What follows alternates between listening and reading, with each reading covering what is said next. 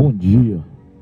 Eu quero cumprimentar todos os amados irmãos e irmãs com a paz do nosso Senhor Salvador Jesus, nosso Deus, nosso Pai que está no céu, Deus de Abraão, Deus de Isaac, Deus de Jacó, Deus em cuja presença eu me encontro nesta manhã do dia 5 de dezembro, terça-feira de 2023. Eu sou o obreiro Antônio Carlos, de Governador Valadares, Minas Gerais. Glória a Deus, aleluia. Eu me encontro, Pai amado, Pai celestial, em sua presença nesta bela manhã de terça-feira. Glória a Deus, aleluia. Abriremos as nossas Bíblias nesse momento em Josué 10, a partir do versículo 6 ao fortalecido e grandioso versículo 14. Assim diz a palavra do Senhor. Chegou um recado para Josué, o guerreiro Josué, no acampamento de Gigal. Assim diz a potente e fortalecida palavra do Senhor. Enviaram, pois, os homens de Gibeon a Josué, ao arraial de Gigal, dizendo: não retire as tuas mãos do teu servo. Sobe apressadamente e nos livra a nós e nos ajuda a nós, porque todos os reis dos amoreus que se habitam na montanha se juntaram contra nós. Versículo de número 7. Então subiu Josué de Gigal, ele e toda a gente de guerra, com ele todos os homens valorosos. Ô glória!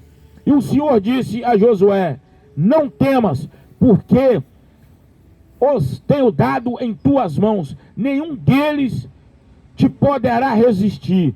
Versículo de número 9. Josué lhe sobreveio de repente, porque toda a noite veio subindo desde Gigal. E o Senhor os conturbou diante de Israel e feriu com grande matança em Gibeão. E perseguiu pelo caminho sob Betel, Arom, e feriu até Azeca e Magedá. E sucedeu que, fugindo eles diante de Israel, a descida de Bet-Horon, e o Senhor alcançou sobre eles no céu grandes pedras até Azeca, e morreu, e foram muitos mais os que morreram das pedradas, da saraivada, do que os filhos de Israel mataram a espada. Versículo de número 12. Josué falou ao Senhor no dia em que o Senhor deu os amoreus nas mãos dos filhos de Israel, e disse: na presença dos israelitas, sol detém-se em Gibeão, e tu, lua, no vale de Ajalon. Versículo de número 13. O sol se deteve e a lua parou, até que o povo se vingou dos seus inimigos. Isso não está escrito no livro dos retos. O sol, pois, se deteve no meio do céu, e não apressou a pôr-se quase um dia inteiro. Esse versículo aqui é o mais importante. Esse versículo que me fortalece, que me cresce, que me ergue, que me levanta na numerosa e grande fé que eu já tenho. Esse versículo é um versículo que transtorna a minha vida, que me levanta, que me ergue, que me coloca lá em cima. Esse versículo 14, todos na Bíblia me colocam, mas esse versículo 14 é o que eu mais observo, com mais carinho, sobre a vida de Josué. E não houve dia semelhante a este, nem antes e nem depois dele. Misericórdia. Ouvindo o Senhor assim a voz de um homem. Vocês prestem atenção com o versículo. O Senhor ouviu a voz de um homem. O Senhor ouviu a voz de Josué. Não é eu que digo, é a Bíblia que relata e mostra e bota frente a frente com a gente. Vou ler novamente o versículo 14. Não houve dia semelhante a este, nem antes e nem depois dele. Ouvindo o Senhor assim a voz de um homem. Muito sério. Porque o Senhor pelejava por Israel. Amados irmãos, só existiram dois na Bíblia. Só existe dois homens na Bíblia dessa forma, desse versículo 14. Primeiro foi Elias. Elias disse ao rei Acabe e a Jezabel: não cairá chuva nem orvalho na terra, segundo a minha palavra.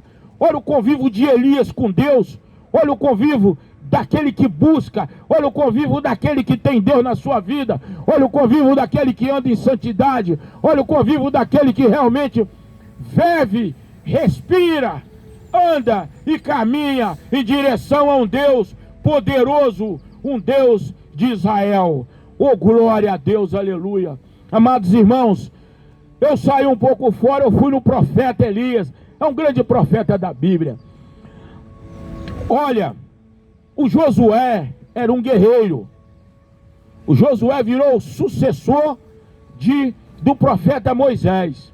Mas nós não precisamos ficar com inveja da forma que Deus opera, da forma que Deus trabalha, da forma que Deus usa as pessoas. Não, porque Deus usa todos nós. Da mesma forma que Ele usa um profeta, Ele usa o outro profeta. Da mesma forma que Ele usa um apóstolo, Ele usa o outro apóstolo. Porque vocês prestam bem atenção. Josué se tornou um homem temido. Josué se tornou um homem que todo mundo tinha medo de Josué. Porque ele era brabo? Não. Porque ele era valentão? Não. Porque ele era diferenciado de todos os homens naquela época. Ele obedecia, andava em santidade, guardava as leis, guardava os mandamentos, guardava a retidão de Cristo Jesus na vida dele. Josué se tornou um homem temido por todas as nações, por todos os lugares. Naquela época, Josué se tornou um homem temido. Todo mundo tinha medo de Josué. Se tivesse medo de Josué, tinha medo dos valorosos de guerra, do exército de Israel, do exército de Jeová-Jiré. Porque Deus usou Josué de uma forma, usou Josué de uma forma tão extraordinária, que ele se tornou temido em todos os lugares. Os próprios inimigos de Deus falavam assim: o Deus de Israel está com Josué. O Deus de Israel está lá no acampamento de Gigal. Aqueles guerreiros são perigosos, eles não perdem uma guerra.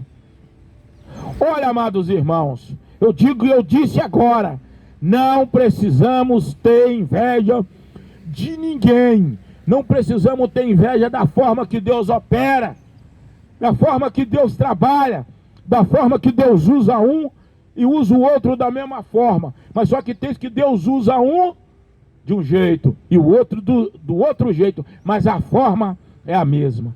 Deus usou Moisés para rachar, abrir o mar vermelho para o povo israelita que estava na escravidão do Egito, que viraram hebreus, para marchar dentro do mar, como o mar não existisse. O Senhor parou um paredão de água para a direita, um paredão de água para a esquerda, e o povo de Israel marchou em retidão, no seco, atravessou para um lado a outro do mar vermelho, sem molhar os pés. Isso foi lá atrás, quando o Senhor usou Moisés para arrancar o povo da escravidão do Egito. Mas vocês prestem bem atenção, Deus usou também o guerreiro Josué da mesma forma. Por que usou o guerreiro Josué da mesma forma? O povo tinha medo, falava assim: aonde aquela arca estiver, a presença maciça do Deus de Israel está lá. A presença maciça daquele Deus que não dorme, que é o guarda de sentinela 24 horas por dia, está com esse exército, está com esse Josué. O exército desse Deus é poderoso, o exército desse Deus é violento. Não há quem resiste o Josué aqui na terra, porque ele é um homem de Deus. Os próprios inimigos reconheciam o poderio, a potente mão de ferro e mão de aço de Deus sobre a vida de Josué e sobre os homens que obedeciam a Josué. Porque se nós não obedecer o nosso senhorio, se nós não obedecer o nosso líder, nós não somos nada. Se nós, primeiramente, temos que aprender a ser liderado por um líder. Segunda coisa, nós temos que aprender a ser discipulado por alguém, que é o nosso líder. Porque um lugar sem liderança é um lugar que tudo que se tenta, já se tenta derrotado, já se tenta perdido. Todos os líderes têm que ter o braço forte, todo líder tem que ter um espírito de liderança nele, dado pelo Espírito Santo de Deus, para ele liderar o povo dele. Vocês lembram o que Salomão disse? Senhor, não quero riqueza, não quero mulheres bonitas, não quero os meus inimigos na mão. Sim, a sabedoria do Senhor para me governar o povo do Senhor. Assim diz Salomão. Assim diz Salomão. Vocês lembram quando o rei Davi pecou lá atrás? O que o rei Davi disse? Senhor, não tira o espírito do Senhor de mim. Porque ele sabe quem governava, quem comandava, quem é um líder. O rei Davi sabia que era o nosso Deus Todo-Poderoso de Israel. Aí o que aconteceu? Pelas mãos do guerreiro Josué, o Senhor abriu o mar vermelho. Minto, pelas mãos do profeta Moisés, o Senhor abriu o mar vermelho. E pelas mãos do guerreiro Josué, o Senhor abriu o Rio Jordão em cheia, que parecia um mar. Mas eles temiam, sabe o quê? A arca da aliança com os sacerdotes, que era a presença do Deus vivo no nosso meio. Hoje, a presença do Deus vivo no nosso meio é a nossa Bíblia. A nossa Bíblia, ela aberta, é a boca de Deus aberta conosco. A Bíblia fechada é a boca de Deus fechada conosco. Aí quando os sacerdotes chegaram à beira do Rio Jordão, que eles pisaram, o Rio Jordão rachou de meio a meio. Aquele povo marcharam, atravessaram, passaram e foram ileso para o outro lado. E no meio do Rio Jordão ainda, Josué colocou 12 pedras. Aquelas 12 pedras estão lá até hoje, representando as 12 tribos de Israel. As 12 tribos de Israel. Amado irmão, como é que Deus usa? Deus usou Moisés, mas Deus usou Josué também da mesma forma que usou Moisés. Deus usou Josué. Outra coisa, irmão, existe alguma coisa impossível para Deus? Não, não. Deus falou que de Abraão sairia as 12 tribos de Israel. Abraão casou Sara histérica.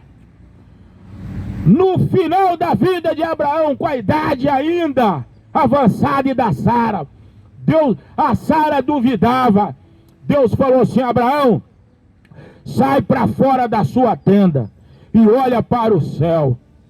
A quantidade de estrelas que tiver no céu seria a quantidade de povos e de pessoas que sairão de você. As 12 tribos de Israel. A Sara riu e zombou. Ninguém nunca tinha visto estrela de dia no céu. Olhou para cima, o céu estava estrelado. Agora, Abraão, olha para o chão. Quantidade de grão de areia que estiver no chão é que é a quantidade de povos das nações que sairá de você e a Sara. Existe alguma coisa impossível para Deus? Não, não, não. Novamente. Casa Isaac, filho de Abraão. Casa com Rebeca. Também, mulher estéril. 20 anos subindo os montes, orando e fazendo sacrifício a Deus. Engravida ela. Nasce Jacó e nasce Eliseu.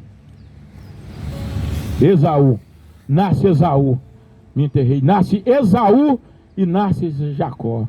Vocês prestem bem atenção. Existe alguma coisa impossível para Deus? Não. Por que eu fui lá atrás? Para dar o exemplo da cidade fortificada, cidade de Jericó. Amados irmãos, a cidade de Jericó era uma cidade intransponível, era uma cidade difícil de entrar. Aquilo era uma fortaleza a olho nu, aquilo era a fortaleza para os terrestres, aquilo era a fortaleza para os terráqueos, mas não era uma fortaleza para o Deus maravilhoso, para o Deus poderoso, para o Deus invencível, para o Deus resistente, com braço de aço e mão de ferro entrar. O Senhor entra e penetra em todos os lugares. Por quê? É onisciente, onipresente, está em todo lugar. Sabe por que eu estou dando o exemplo da cidade de Jericó? Por causa das muralhas, a largura, a altura. Mas vou dar um outro exemplo antes da muralha descer por terra. Vocês lembram quando eles jogaram o discípulo, o apóstolo de Jesus, dentro do óleo quente em praça pública, que o rei mandou jogar, o tenente da guarda jogou dentro do óleo quente em praça pública. Agora é o fim. Agora é o fim. Olhou para um lado, olhou para o outro e falou assim: cadê o Deus que você serve? Cadê o Deus poderoso que você serve? Porque os nossos deuses estão ali, cada um mais bonito do que o outro. Aquele monte de estátua, de demônio, de coisa horrorosa, que eles diziam que era o Deus deles. As estatuetas, os ídolos, as criaturas feitas por mão humana. Aí o Senhor estava com ele. Aí jogaram na praça pública, colocaram uma panela imensa no meio da praça e aqueceram o óleo e jogaram lá dentro. Aí quando jogou, falaram assim: vai derreter até a roupa dele. Quando ele olha para cima, está saindo lá de dentro, caminhando, coloca a mão lá em cima e pula lá fora. Mas primeiro foi dito: cadê o Deus que você serve? Aonde o seu Deus invisível está? Só respondia assim: o meu Deus mora no fundo do meu coração. O meu Deus é aquele que me ouve. O meu Deus é aquele que eu obedeço. O meu Deus é aquele que eu guardo todas as leis, todos os mandamentos, todos os juízos. Eu estou dizendo do João Batista. Estou dizendo do João Batista. Estou falando do João, que escreveu o Apocalipse na ilha de Pátamo. Ele saiu de dentro do óleo quente, ergueu lá em cima e falou: esse é meu Deus que me livrou do óleo quente. O tenente da guarda mais o rei leva para a ilha de Pátamo e deixa asilado lá. Existe alguma coisa impossível para Deus? Deus entrou lá na ilha de Pátamo. Deus entrou lá na ilha de Pátamo e deu a revelação do Apocalipse ao João. O João escreveu o Apocalipse, o último livro da nossa Bíblia do Novo Testamento. Escreve ele o Apocalipse na ilha de Pátamo. Existe alguma coisa impossível para Deus? Não. Por que eu fui João Batista? Por que eu estou pregando o Velho Testamento e dei uma passeada no Novo Testamento? É para provar que não existe Deus velho e Deus novo. Existe aquele Deus que a gente obedece, aquele Deus que a gente busca todo dia, aquele Deus onisciente, onipresente que está aqui, ó. A presença de Deus está aqui, o Espírito Santo de Deus está aqui. Acredita aquele que queira, aquele que não queira acreditar, cada um tem sua crença. Deus deixou o livre-arbítrio da nossa vida. Cada um acredita naquilo que ele vê, naquilo que ele sente, naquilo que ele percebe, naquilo que ele sabe que é bom para ele. Para mim, eu sei que o bom para mim é o Deus que eu sirvo. Aí o que acontece? Na ilha de Pátamo, escreve o Apocalipse. O próprio soldado que vigiava o João é o mesmo que carregava os pergaminhos, entregava correndo o risco de ser morto, para nós lermos hoje esse Apocalipse. Existe alguma coisa impossível para Deus? Não. Vou voltar no texto e no contexto onde eu estou pregando, Josué. Existia a cidade de Jericó, cidade com aquelas muralhas altas, larga, onde passava uma carreta lá dentro, difícil de o ser humano penetrar, difícil de entrar ali, que a cidade era fortificada, toda cercada. Mas o Deus Todo-Poderoso de Israel não tem limite para aquele Deus poderoso. Não existe limite para aquele que acredita no grandão da Galileia. Não tem limite para aquele que obedece. Não tem limite para aquele que guarda os mandamentos. Não tem limite para aquele que observa e acredita. Em quê? Que o ar que ele respira vem de Deus. Que a água que ele bebe, essa água da lagoa aqui, ó, ela vem de Deus.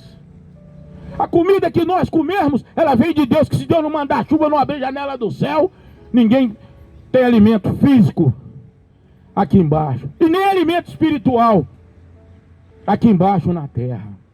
Amados irmãos, aí o que acontece? O Senhor pede para dar 7 voltas em volta da muralha. Cada dia dá uma.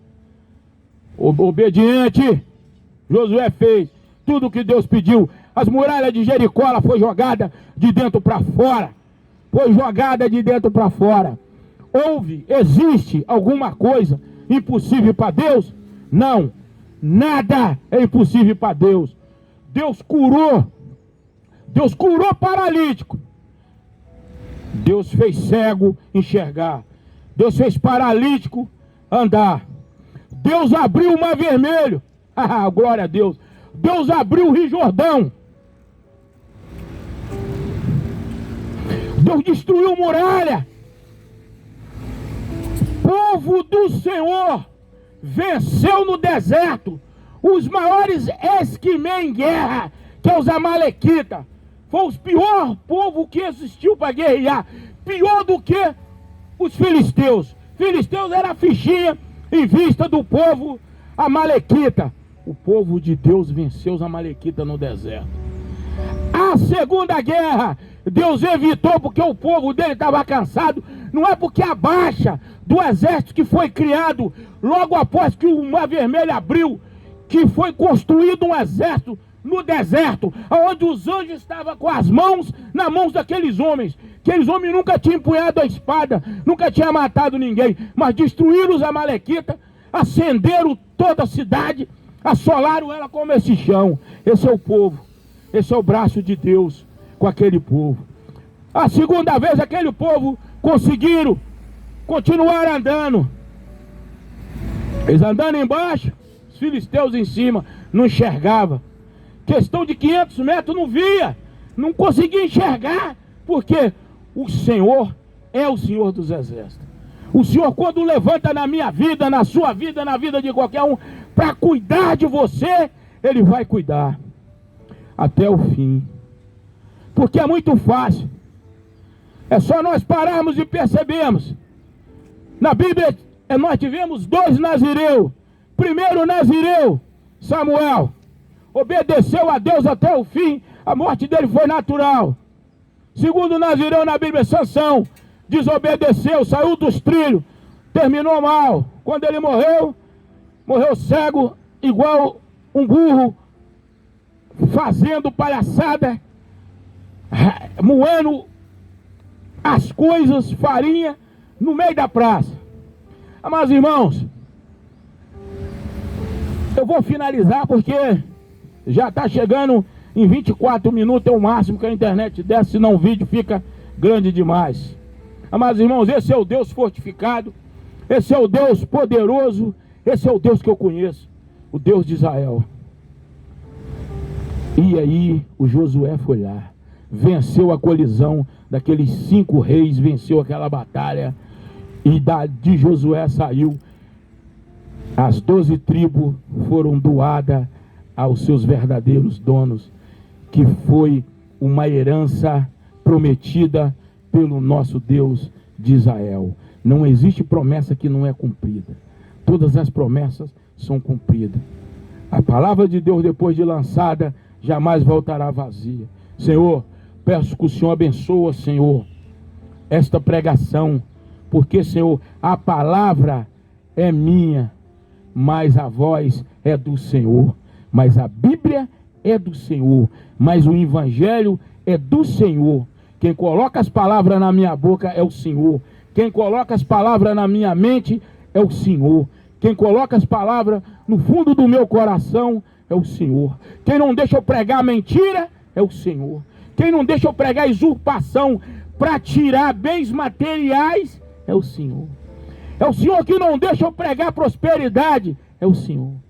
O Senhor deixa eu pregar remissão de pecado, salvação da minha alma, salvação de toda a alma de todos aqueles que estão aqui, é o Senhor. Eu sou grato ao Senhor. Peço que o Senhor abençoe meu grande casamento com a minha esposa maravilhosa Nenenzinha.